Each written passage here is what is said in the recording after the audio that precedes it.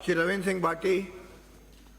धन्यवाद अध्यक्ष महोदय, आपने मुझे पर्ची पे बोलने का मौका दिया।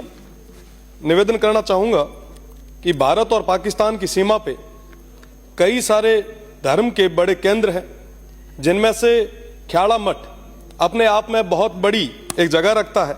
सीमांत क्षेत्र पर एक बहुत बड़ा आस्था का केंद्र है।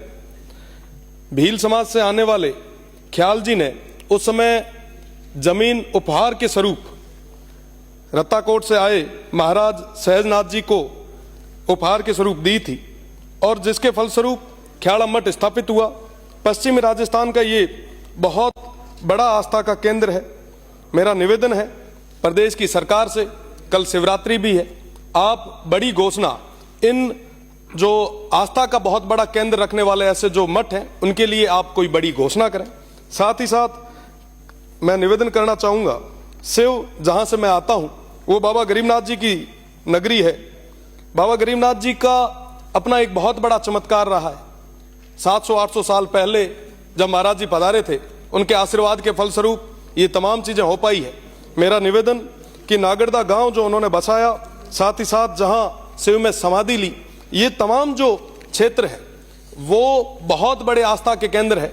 न सिर्फ आस्था के केंद्र, बल्कि जब वो पुरानी प्रणाली थी तो उस समय पंच पंचायती भी जो हुआ करती थी वो इन मठों में ही होती थी। जब सुकाल होता था तो वहां धन और दान इकट्ठा करके अकाल के दौर में वहां पे जीवन यापन के लिए दिया जाता था।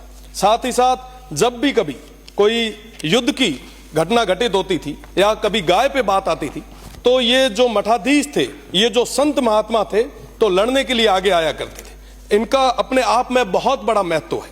आज हमारे बीच में पोखरण से आने वाले विधायक भी हैं, अलवर से आने वाले विधायक भी हैं, बालकनाथ जी है, बाल मुकुंदाचार्य जी हैं। मैं इन सभी से भी निवेदन करना चाहूंगा कि आप एक प्राइवेट बिल लाएं और तमाम जो मठ हैं उनके बारे में एक विशेष आप अपील इस सदन के माध्यम से करें। साथ ही साथ शिव और नागरदा में जो ये हमारा मठ है, बाबा गरीबनाथ जी की ये जो धरती है, इसके लिए गवर्नमेंट विशेष करके एक पैनोरमा और इसके अलावा भी आप कुछ कर सकें तो आप प्लीज कराएं। साथ ही साथ मानसरोवर जो तालाब है उसके लिए भी करवाएं। मैं साथ ही साथ अध्यक्ष महोदय, चंचल प्रयाग मठ है हमारे बाड़मेर का एक बहुत बड़ा मठ है, जिससे लाखों करोड़ों लोगों की आस्था जुड़ी है। मेरा निवेदन कि अकाल का दौर हो, चाहे बीमारियों का दौर हो, चाहे कोई पशुओं में बीमारी का दौर हो, इनके आशीर्वाद की बदौलत वो तमाम चीजें सही हो पाई है। लोक आस्था से जुड़ा हुआ मुद्दा है।